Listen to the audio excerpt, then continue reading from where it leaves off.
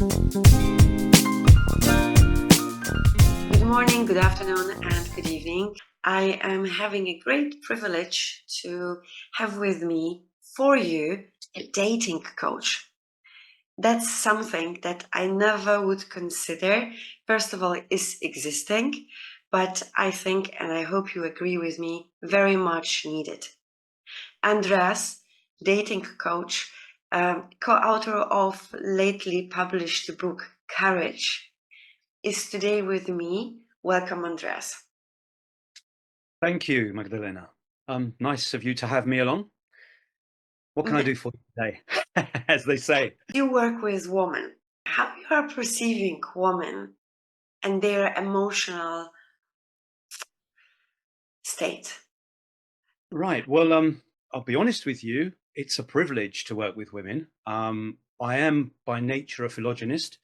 I love feminine energy and I enjoy the company. Regardless of clients and helping women, I just gravitate towards them. From a male perspective, that sounds very, oh yeah, you would kind of thing. But in all honesty, I enjoy the company and discussion and the whole creativity that the feminine energy has.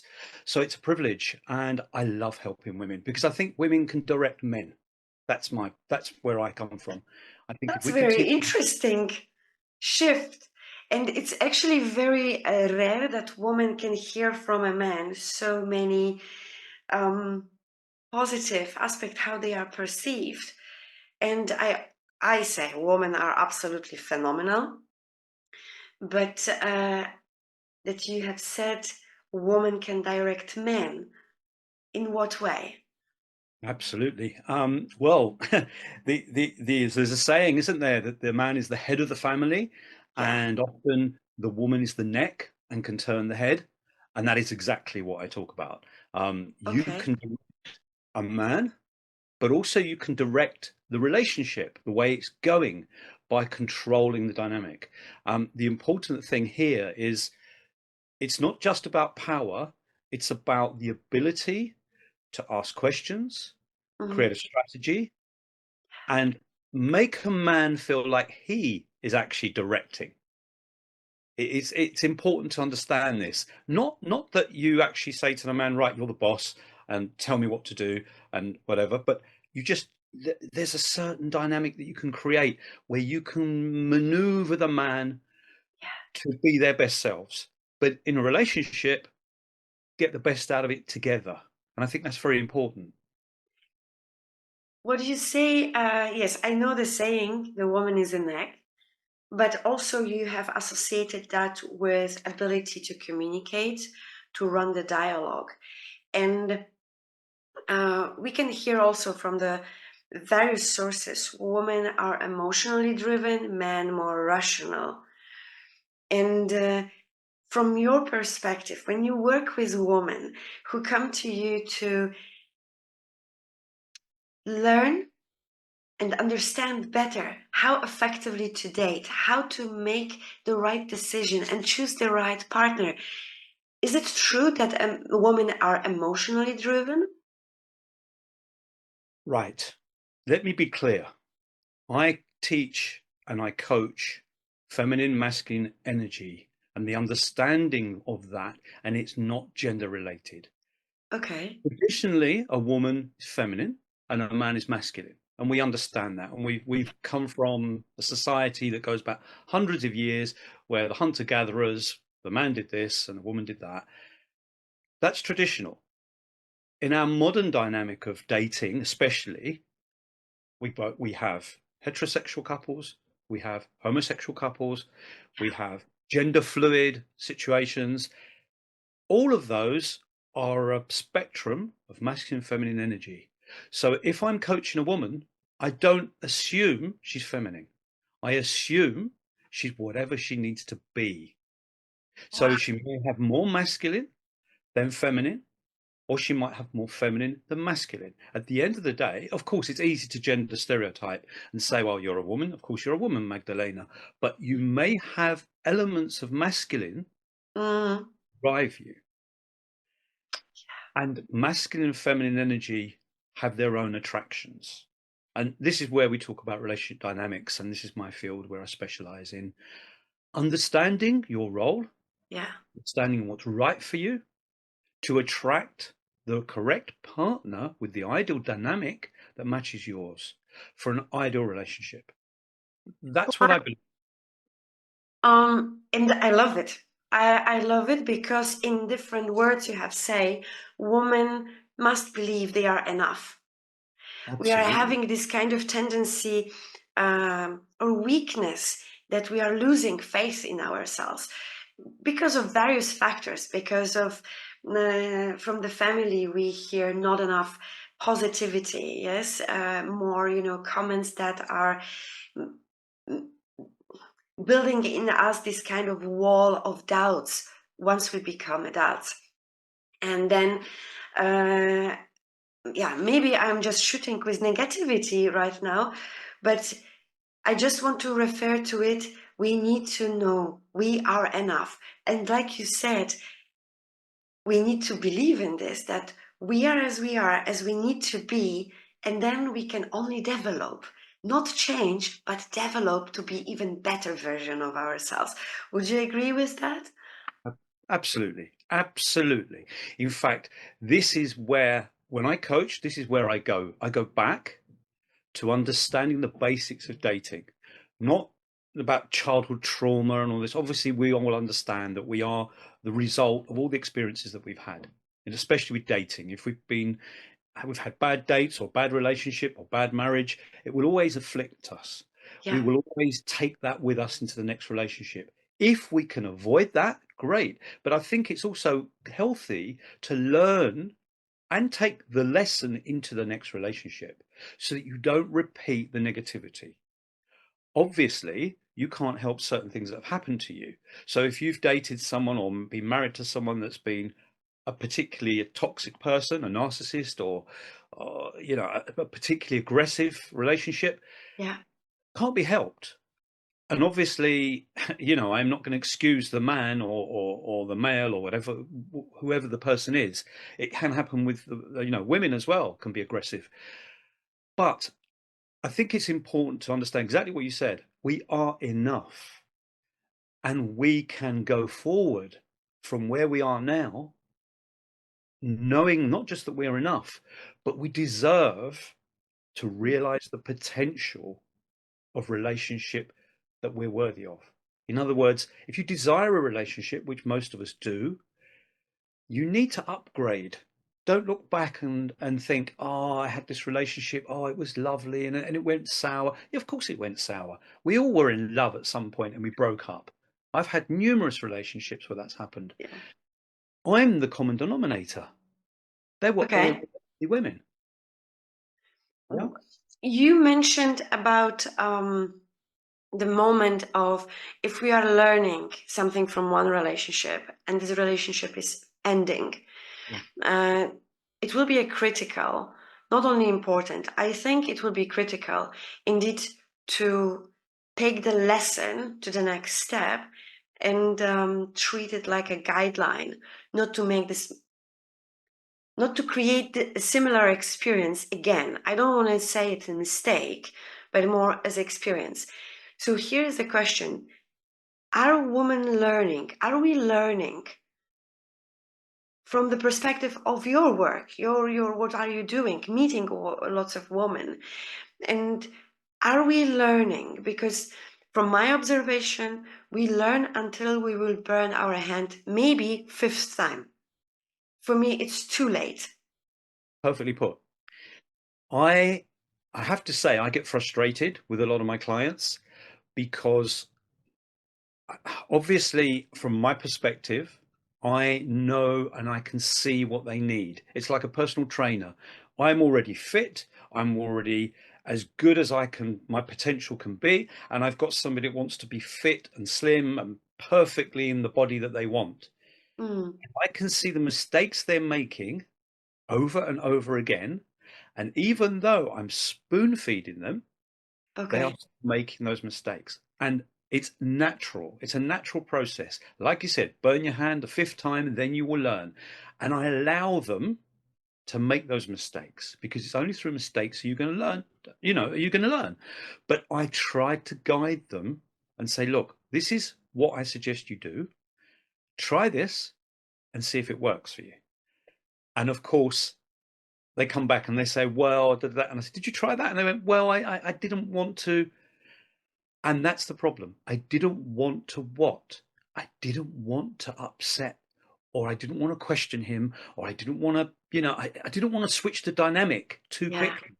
And it's getting out of that feminine essence phase of, I don't want to confront this man. And there's a way of confrontation that is actually very diplomatic. And that's what we need to learn as women, as women need to learn, is how to handle the situation without feeling Yeah. that you're asking something that's going to upset a man. If a man gets upset by your questioning, in fact, from my point of view, it's quite healthy when my partner, comes up to me and says, right, why are you doing this? I'm like, okay, yeah, okay. Yeah, you're right. I take your point of view and I accept it now.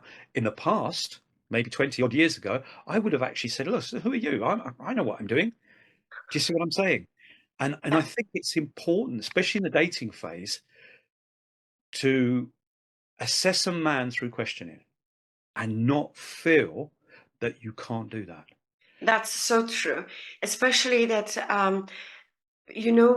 so many questions popped up in my head right now. Definitely, it's sad to know that we learn too slow. Because of this inner hunger of being loved, we are willing to, of course, I cannot speak for all women because there are so many women really sharp, which I admire. But then there will be a part of woman, part of us, that we are hungry for this pure love, being important for someone, that we are sacrificing our boundaries. Like you mentioned, oh, I didn't want to, provoke him. Oh, I know he will change. He just had a bad day at work, right? We are talented in finding justification for wrongdoings, despite we know there is a hammer. Hey, he's doing wrong. No, no, no, no, no. In my case, will be different. I know these 5 other women had this bad situation, but in my case, it's different because my man is different. Do you also have these kind of? Oh, yes. Yeah, the the cycle. But look, being in a relationship is about having a connection with someone. And ultimately, if you've got that connection, you feel validated, as in you feel worthy to be with this person. The problem seems to be sometimes is people throw themselves in too quickly. For example, on a dating site, you're on a dating site, you're on a dating app, and you're talking to a guy, and the classic question from women, from me, is, "Oh, I've met this guy. He seems really nice. That's it. I'm not talking to anybody else. I'm committing to him." And they say, "Do you think he's doing the same with me?" And I say, "Absolutely not." And they say, "What, you mean he won't be committing to me yet?" And I say, "Look, even if he says it, don't believe it, because a man will always keep all his cards open. He'll play all his cards slowly. Of course, there's the exception. Someone will, meet someone and go, "Oh my God, this is my da da da," and throw themselves in and say, "I'm coming off the site," whatever. But always give the man the impression that you're also keeping your cards close to your chest, and that you, not necessarily playing games, keeping your options open. You earn respect, you earn loyalty, you earn someone's attention. Don't expect as soon as you start talking to someone that they're yours, because what happens is they fear that connection. And if they want to move away, instead of being polite and saying to you, "Excuse me, Magdalena, I feel that there's not the connection that I thought there was, and I politely would like to move on," they just disappear. They ghost you. Do you think that we are giving ourselves too fast into the relationship? We are connecting too fast into it. And what will follow? Immediately, the dream story with that particular man. We make him our life. Is it, yeah, how you think? Yes and no. Okay. It depends on the dynamic. It depends on the relationship. It depends on the level of commitment. It depends on the words, the terminology, everything. You have to become very astute at interviewing somebody. You. Mm-hmm. So if you're the woman, I'm going to assume you're the woman, and you're interviewing, you're on a dating site, you're interviewing people for the position. This is modern dating. This is my definition of modern dating. You're Okay. interviewing on a case of dating, you're going on various dates, albeit communication on a dating site, to find someone for the position of confidant, lover, wife, husband, whatever, for as long as you can tolerate them. When you are considering yourself for work, for your career, follow your heart. If you want to build love, follow your rationale and mind. Mm-hmm. Because your heart, if you do that in a wise way, then at the end of that road, your heart will have a chance to melt in a real way, in a positive way. Yes? Absolutely, yeah, and I agree with you totally. I mean, I did the love thing. I did the boy meets girl at a young age of 19, 20, fell in love, thought Hollywood, this is it, my princess. I'm going to be with this girl forever. I was young, she was young, young love. And do you know what? It may have worked, and it did work for a couple of years. Mm-hmm. And then we grew apart. And why did we grow apart? That was the burning question, because it seemed so good. And ultimately, that's been the cycle of all my relationships up to about 15 years ago, where I Mm-hmm. decided I have to assess exactly what my strategy and approach is going to be now. And that's why I approach everything, like you just said, like an interview. Now, people hate that word, but it's not about interviewing, sitting down across a table and saying, right, I've got notes here, I'm going to ask you all these questions. There's a subtle way of doing it. There's a methodology that you can use to coax out the red flags, and also you need to tell the person you're addressing what you're offering. It's not just about what they're giving you; it's Yeah. about what you're giving them. And I have a term that I share with people, and I call it co-selection. Co-selection is the process where you, as the interviewer, and I'm going to say you, the woman, Mm-hmm. has the ability to interview your man or person Yeah. and assess them in the role of partner with what they're offering you, and but also what you're offering them. So it's a co-selection process. Are they Okay. good for you, and are you good for them? Because if you're no good for them, what's the point? It sounds very systematic, but I agree with you. It Absolutely. sounds a rush and yeah, harsh, but we need it. We need it because when we are just driven by the need, I want to have someone, we are losing the opportunity to meet actually the right one because we start from the beginning with the wrong approach. And interviewing, yeah, it sounds very disturbing, but it actually meets the purpose. Do you think, when we will jump on these kind of statements, oh, how dare you interviewing, I will not interview, I will follow my heart, and it's the connection. Mm, can it be because we as women are not able to define really our needs in the right, mature way? Right. You're absolutely right there. With regard to needs, and this goes for men too. People want, and there's a big difference between wants and needs. Needs are something that you actually require in the dynamic of a relationship, especially to complete you in Mm, both ways. You complete them, they complete you.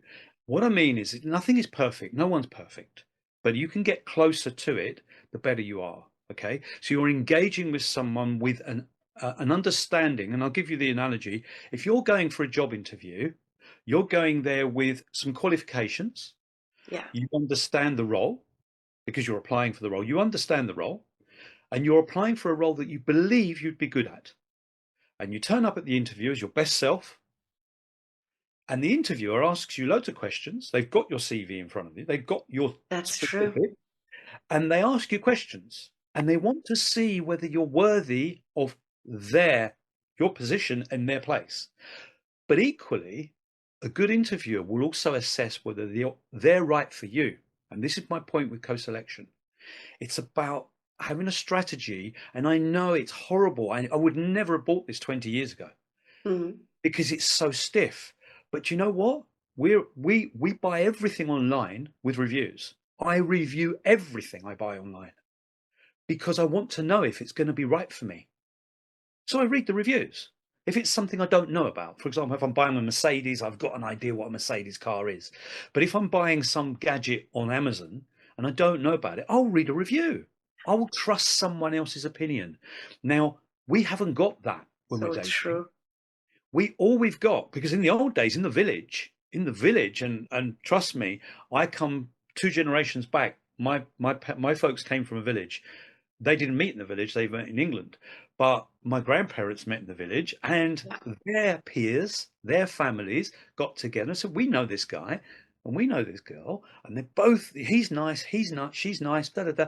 Okay, everyone can be nice, but the families they'd done the interviews, Yeah. and they put these guys together, and they liked each other.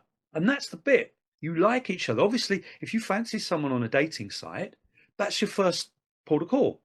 You fancy someone, attraction is everything.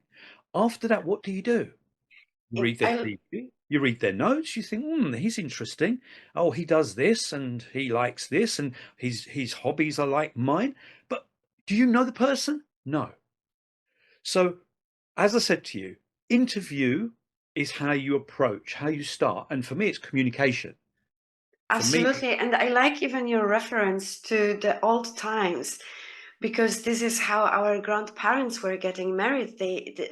These are okay. They met, even fell in love in the school. But even in old times, the school were having different systems, right? hmm, It was more, who is she? Ah, this is from another village girl. We need to find out the opinion. So they were just going, with they sent the journalist the out. horses' cars, They- the horses' cars for a yeah. visit, and gathering opinion about the family, not only about the girl, but about the family. Yes.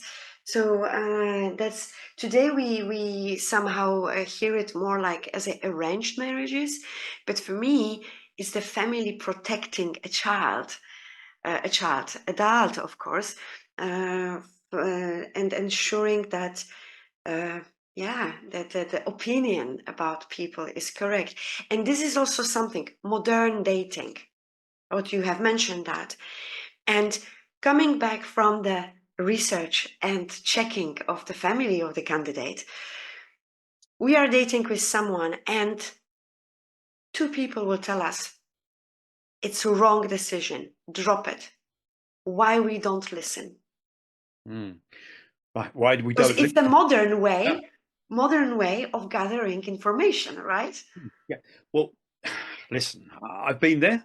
I'm not going to lie. I've been there. We've all been there. Yeah. I made my decision, and you have to make your decision. At the end of the day, you have to follow your heart.